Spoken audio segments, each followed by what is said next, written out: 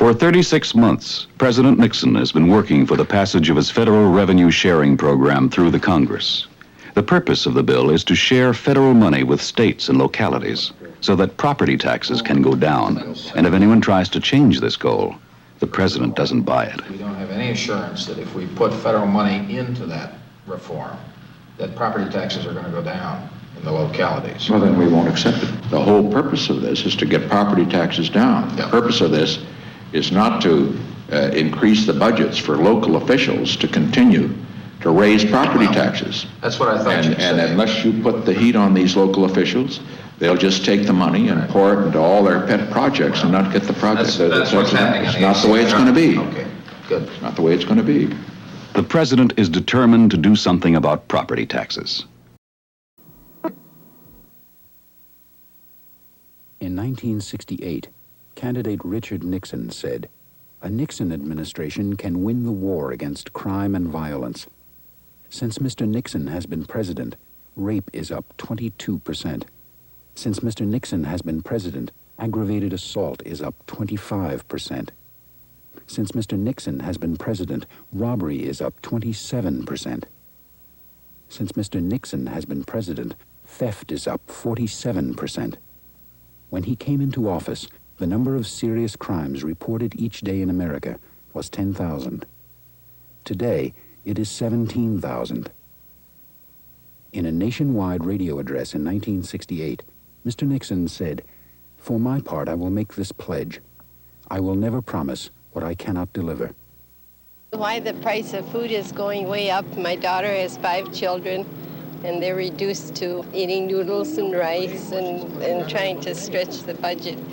And I thought through phase 1 and 2, the prices would be frozen, but they are not. They are still going up. I don't like the present wage price formula. It's not working. It's loaded against the side of working people, and it's not protecting consumers. The Secretary of... Now, ladies, it gives me a great deal of pleasure to present to you the next President of the United States, Jimmy Carter.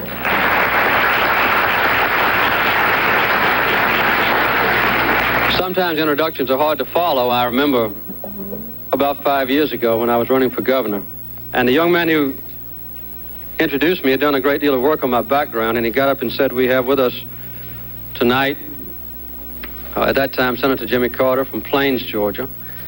He went to Georgia Southwestern College where he studied chemistry, and then he said he went to Georgia Tech where he studied engineering, and then he pointed out that I had gone to the U.S. Naval Academy and received a degree in naval science.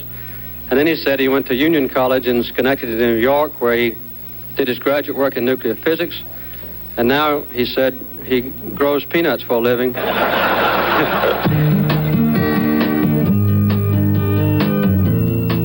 Most candidates for president begin their quest from Washington, D.C. Jimmy Carter entered this race from a small town in South Georgia. Like many Americans, he feels out of touch with Washington and the people who govern there. He intends to tear down the walls that separate us from our government so that our country can once again reflect the ideals and hopes of ordinary people who have struggled to make our country great. My children will be the 6th generation on the same land. And although I've had a good chance to get an education as an engineer and a scientist, nobody in my family before my generation ever had a chance to finish high school. We've always worked for a living. We know what it means to work. Through hard work, Jimmy Carter built a successful family business. And he put the same drive and energy into solving community problems. First as a state senator, then as governor of Georgia. While governor, Jimmy Carter proved that state government can be competent, open, and honest. He took his ideas directly to the people, and they liked what he had to say. Well, my grocery bill has gone up between $10 and $15 a week.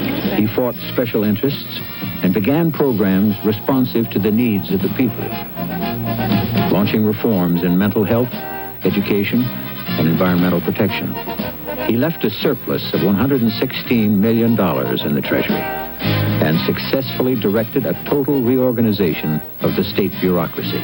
The bureaucracy in Washington now is the most confused, bloated, overlapping, wasteful that mankind has ever created. There's no way to get an answer out of Washington, no way to understand what's going on there.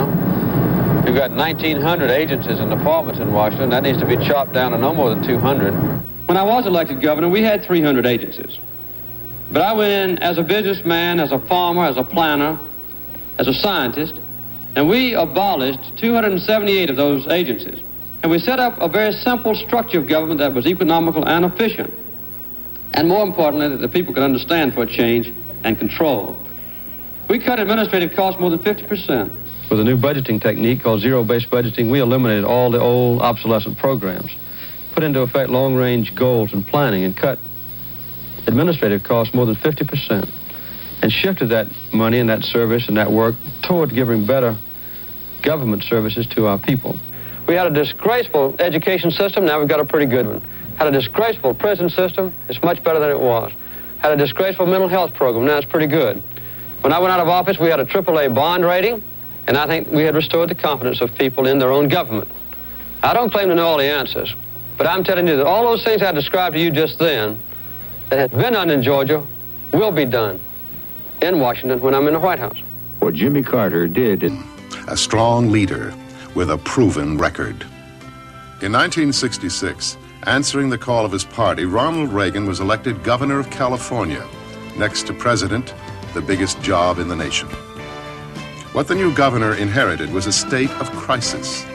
California was faced with a $194 million deficit and was spending $1 million a day more than it was taking in. The state was on the brink of bankruptcy. Governor Reagan became the greatest tax reformer in the state's history. When Governor Reagan left office, the $194 million deficit had been transformed into a $550 million surplus. The San Francisco Chronicle said Governor Reagan has saved the state from bankruptcy. The time is now for strong leadership. Reagan for president. It's time to say, no more American hostages. No more high interest rates. No more high inflation, and no more Jimmy Carter. Now for strong leadership. Reagan for president. Just a few weeks ago, the barber shop closed 3 hours early. The mill shut its doors at noon. And all across the state, people were taking time out for something special. A train carrying the 40th President of the United States and bringing with it a new spirit of accomplishment and optimism and pride. Because in the past 3.5 years, things have been looking up in the country. Today, the economy is up. Taxes and inflation are down. Americans are working again. And so is America. So, while some folks might have come so they could tell their grandchildren they saw President Reagan, most of them just stopped by to say thanks. President Reagan, leadership that's working.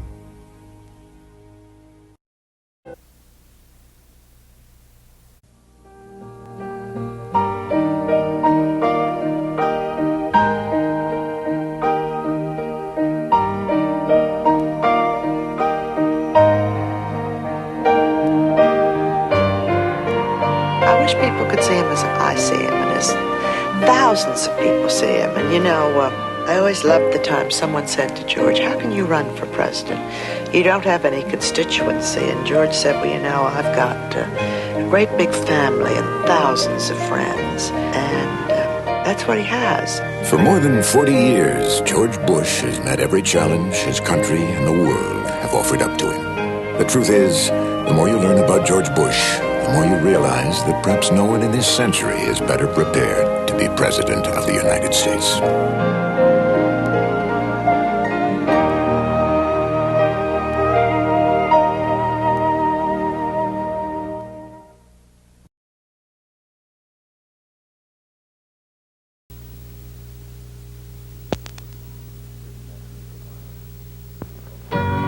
This man is a farmer. He is also an engineer, a father, a Sunday school teacher, and a former governor. This man is Jimmy Carter, an uncommon man who wants to be our next president. My children will be the sixth generation on the same land. And although I've had a good chance to get an education as an engineer and a scientist, nobody in my family before my generation ever had a chance to finish high school. We've always worked for a living. We know what it means to work. Through hard work, he built a successful family business.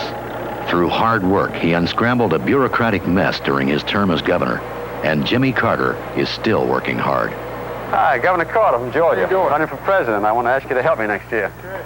Jimmy Carter wants to go to Washington and prove to people that hard work, openness, and honesty will do the job. There are a lot of things that I would not do to be elected. And I'd like you to listen closely because I mean it.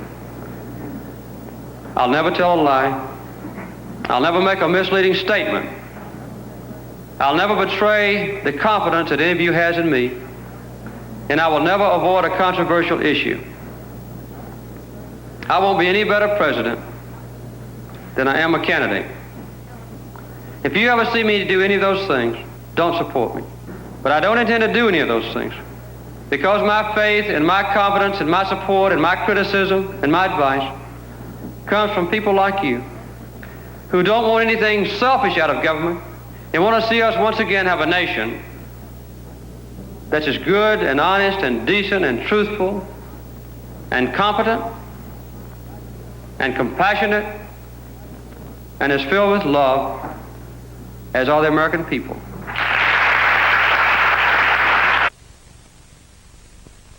Ike for president, Ike for president, Ike for president, Ike for president. You like Ike, I like Ike, everybody likes Ike for president. Hang out the banner, beat the drum, we'll take Ike to Washington. We don't want John or Dean or Harry, let's do that big job right.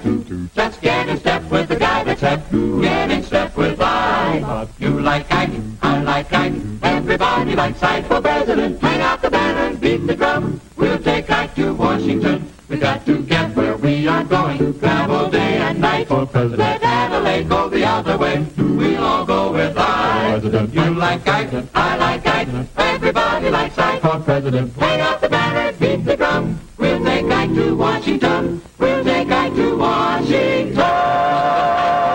Now is the time for all good Americans to come to the aid of their country. I'm Barack Obama, and I approve this message. Bernie Madoff, Ken Lay, Dennis Kozlowski, criminals, gluttons of greed, and the evil genius who towered over them. One man has the guts to speak his name. Big Bird. Big Bird. Big Bird. It's me, Big Bird. Big, yellow, a menace to our economy. Mitt Romney knows it's not Wall Street you have to worry about. It's Sesame Street. I'm going to stop the subsidy to PBS. Mitt Romney taking on our enemies no matter where they nest.